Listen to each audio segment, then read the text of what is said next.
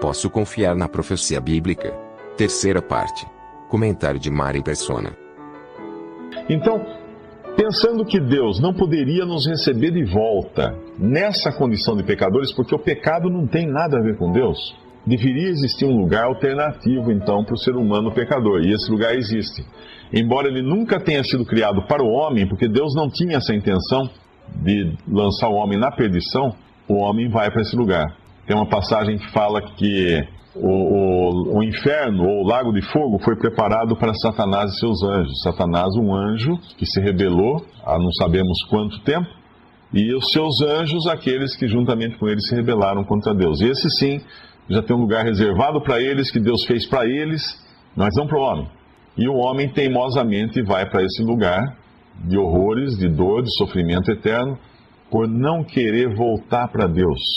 Mas como ele voltaria para Deus no seu estado de pecado, de pecador, perdido e arruinado? Como ele entraria na presença de um Deus totalmente santo com os seus pecados? Lá em Lucas 19, nós temos a resposta. Versículo 10. Porque o Filho do Homem veio buscar e salvar o que se havia perdido. Deus não queria que o homem caísse em pecado, o homem caiu em pecado. Deus insistiu em salvar o homem, ao ponto de enviar o seu próprio Filho, o Filho eterno de Deus, Jesus, que sempre esteve com Deus, e é Deus, é uma das três pessoas da Trindade, sempre foi Filho de Deus, porque Deus não enviaria o seu Filho se não tivesse um Filho para enviar, e Deus enviou o seu Filho a esse mundo, e ele veio buscar e salvar o que se havia perdido. Mas por que Filho do Homem fala aqui? Em outras passagens fala Filho de Deus. Por que aqui fala? Porque ele veio na condição humana. Ele tomou um corpo, ele nasceu como um ser humano nesse mundo. Embora já existisse antes. Nós não existíamos antes, nós fomos criados na nossa concepção. Nós fomos criados na nossa concepção. Cristo não foi criado, Cristo sempre existiu, ele é o Criador. Mas ele veio, ele tomou a forma humana, porque ele queria salvar o homem. E como salvar o homem, tinha que ser um homem também, para quê? Para experimentar os horrores do juízo de Deus contra o pecado. Deus não querendo aplicar no homem, no ser humano, e como homem, eu, você e todos os seres humanos, Deus não querendo lançar o seu juízo sobre o homem, por amor, a sua paciência, por sua misericórdia, ele tirou o homem do lugar de juízo e colocou o seu filho. E desceu então o juízo de Deus sobre o seu filho. O juízo que era devido ao pecado, o castigo, a pena máxima. E em 3 horas Cristo sofreu naquela cruz horrores que são inimagináveis. Nós nunca vamos imaginar o que ele passou ali. E Deus convida agora cada ser humano para que creia e aceite aquilo que Cristo fez ali na cruz. Por quê? Porque o Filho do Homem, que é o Filho de Deus na forma humana, veio buscar e salvar o que se havia perdido. Porque todos estavam destituídos da glória de Deus, todos os seres humanos. Nenhum seria capaz de se aproximar de Deus e da sua glória sem ser consumido, a menos que tivesse os seus pecados todos eliminados, e foi isso que Cristo fez ali na cruz. E quando nós vamos para 2 Coríntios, capítulo 6, é importante nós entendermos que se Deus fez algo porque Ele quer salvar o homem, Deus, lá em Pedro, nós vimos em 2 Pedro, que Deus não quer que o homem se perca, não quer que o homem pereça. Ele quer salvar o homem. Ele está paciente, esperando. Um dia para ele é como 1000 anos, 1000 anos como um dia. Ele está paciente, esperando que o homem se arrependa, que o homem creia. E aqui em 2 Coríntios capítulo 6, versículo 2, nós vemos que Deus não está surdo para salvar. Versículo 2 diz, ele está citando aqui uma passagem do Antigo Testamento: ouvi-te em tempo aceitável, e socorri-te no dia da salvação. Eis aqui agora o tempo aceitável. Eis aqui agora o dia da salvação. Quando você pensa em quantas pessoas pularam na água para salvar um afogado, quantas pessoas entraram numa casa em chamas para libertar uma pessoa que estava ali presa daquela casa em chamas, para salvar aquela pessoa, quantas pessoas deram a vida para salvar outra pessoa, quanto mais Deus. Quanto mais Deus. Outro dia eu li uma notícia, acho que é o prefeito de Newark, se não me engano, em New Jersey, Ele saiu todo queimado, porque ele chegou na casa dele, ele com os seguranças dele no final do dia, e a casa do vizinho pegando fogo. E ele escutou os gritos lá do vizinho, da vizinha na casa. Ele não pensou duas vezes, ele entrou na casa pegando fogo e os seus seguranças entraram atrás, porque o chefe entrou, tem que correr atrás dele. E entrou na casa e trouxe para fora, queimou os braços e tal, mas trouxe para fora o seu vizinho que estava preso lá dentro. Se um homem é capaz de fazer isso, de colocar em risco sua própria vida, para salvar alguém que está pedindo socorro, está gritando por socorro, quanto mais Deus. Ouvi-te em tempo aceitável, diz Deus, e socorri-te no dia da salvação. Eis aqui agora o tempo aceitável, eis aqui agora o dia da salvação. Imagina esse vizinho, esse homem, esse prefeito entrando na casa do seu vizinho, isso aconteceu agora, esse mês ainda, entrando na casa do seu vizinho, e o vizinho lá dentro, no meio do fogo, fala assim, olha, eu não sei, eu vou pensar ainda, você não quer voltar amanhã para a gente ver se eu quero sair daqui ou não? Seria absurdo, seria uma coisa totalmente insólita, falar assim, mas esse cara é louco então, como é que ele está pensando duas vezes para ser salvo? E eu pergunto, por que é que alguém ainda poderia hoje vacilar em aceitar de Deus a salvação que Ele dá de graça pela fé em Cristo? Como é que alguém, sabendo que nós vivemos num planeta que é uma pequena bolinha nesse grande pebolim, com cometas, estrelas e tudo que é pedra voando para todo lado, e a gente aqui, a qualquer momento, pode uma passar e detonar tudo. Como é que nós podemos, ainda assim, querer esperar? Ouvi-te em tempo aceitável, ouvi-te em tempo aceitável, socorri-te no dia da salvação. Esse é Deus falando. E o que eu preciso fazer? Alguém perguntaria, né? O que eu preciso fazer para me salvar? Um homem fez essa pergunta para o apóstolo Paulo.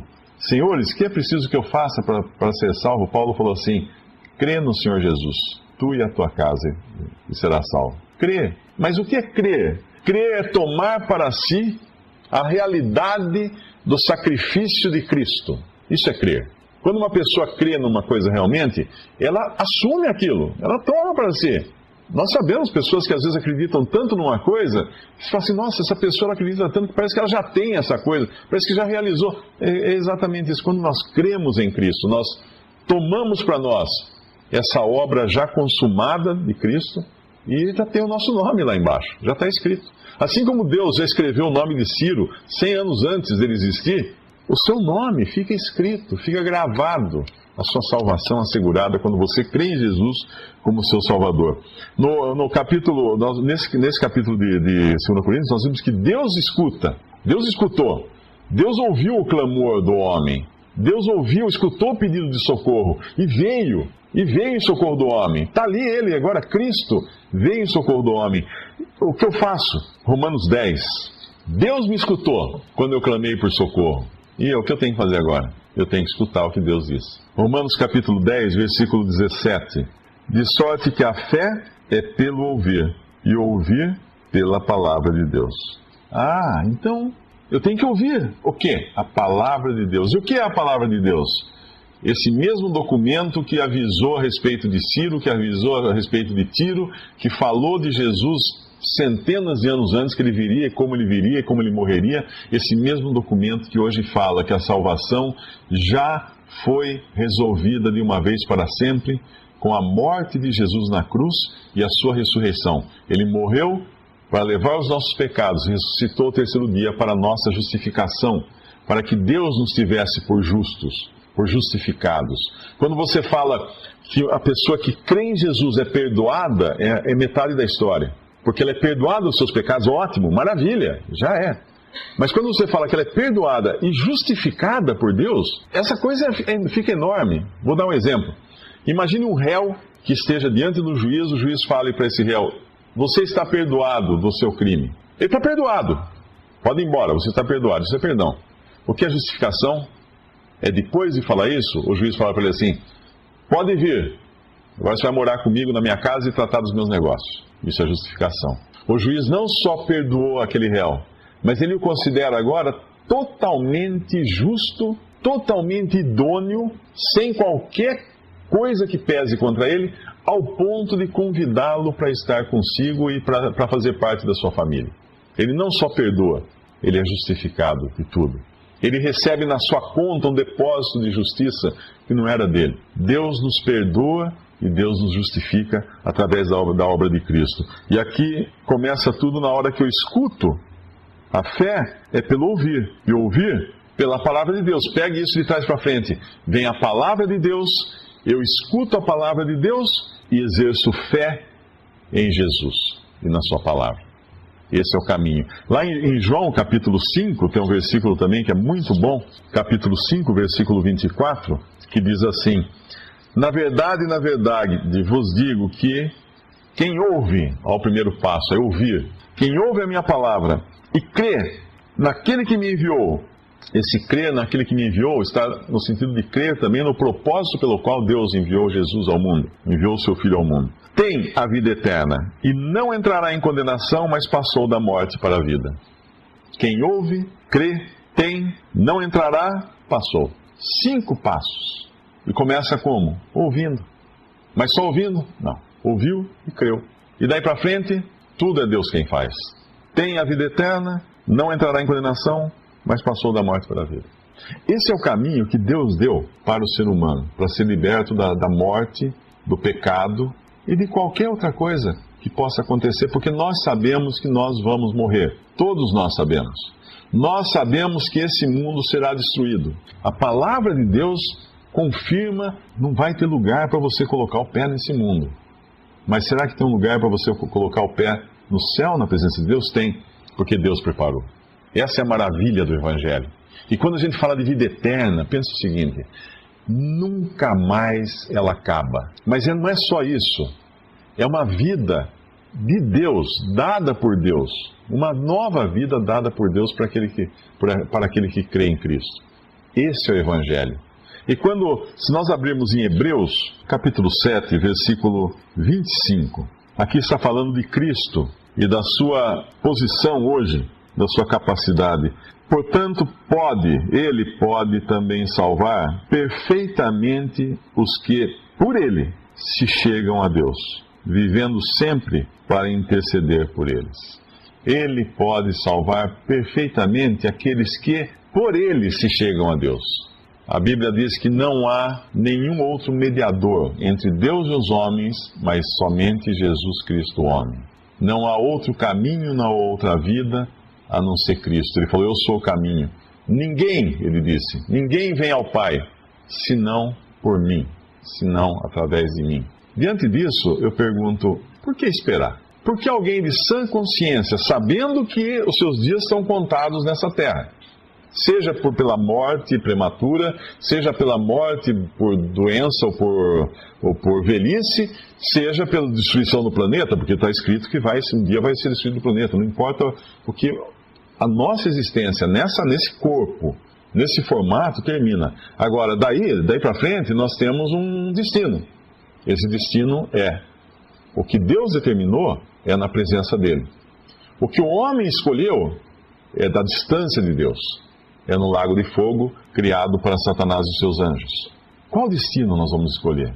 Se fosse difícil, se Deus fala assim, nossa, mas é tão complicado, eu vou ter que me flagelar todos os dias com um chicote de aço, com bolinhas na ponta, eu vou ter que subir uma escadaria de uma matriz com joelhos até sangrar, eu vou ter que acender vela para tudo que é santo, eu vou ter que dar toda a minha fortuna para todo mundo, eu vou ter que passar fome, eu vou ter que viver que nem um guru lá da Índia, sentado numa cama de prego. Se falasse que era assim, a gente precisava falar, poxa, então realmente, né? É complicado. Deus está pedindo um monte de coisa de mim. Mas Ele não pede nada. Absolutamente nada. Ele fala assim, escuta, ouve. Quem ouve a minha palavra, dá para ouvir a palavra? Dá. Isso aí dá para ouvir. E crê naquele que me enviou. Tem a vida eterna. Mas peraí, o que eu tenho que fazer? Ouve e crê. Algum esforço? Não, nenhum. Tudo o que precisava ser feito foi feito na cruz. Por Jesus. Isso há 2000 anos, previsto já pelos profetas do Antigo Testamento. As chances disso acontecer por sorteio eram praticamente nulas. Tudo foi previsto, tudo aconteceu, e daqui para frente vai acontecer também? Vai. Você tem o registro, e esse registro não falhou nenhuma profecia até agora das que tinham que se cumprir. E as que faltam se cumprir, não vão falhar também. O que falta para alguém crer em Jesus? Vontade de aceitar a Jesus e estar para sempre com Ele no céu. O convite que eu faço é: crê no Senhor Jesus e será salvo.